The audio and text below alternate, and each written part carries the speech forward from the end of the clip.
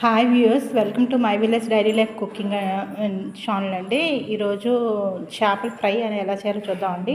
ఈ చేపల ఫ్రై చేయడానికి చేప శుభ్రంగా కడిగేసి దాంట్లో ఉప్పు, కారం, పసుపు, గరం మసాలా, అల్లం వెల్లుల్లి పేస్టు, కొంచెం ఆయిల్ వేసి శుభ్రంగా పట్టించేయాలండి. ఇటు అటు అంత శుభ్రంగా కలిపి అది గార్నిష్ చేసేది.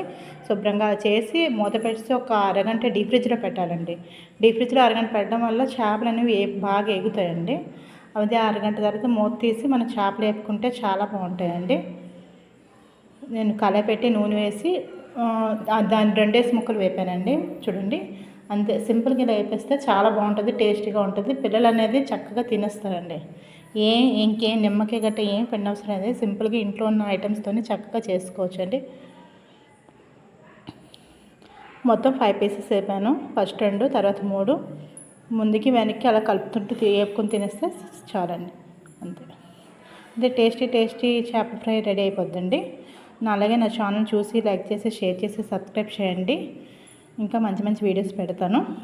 అంతే, రెడీ.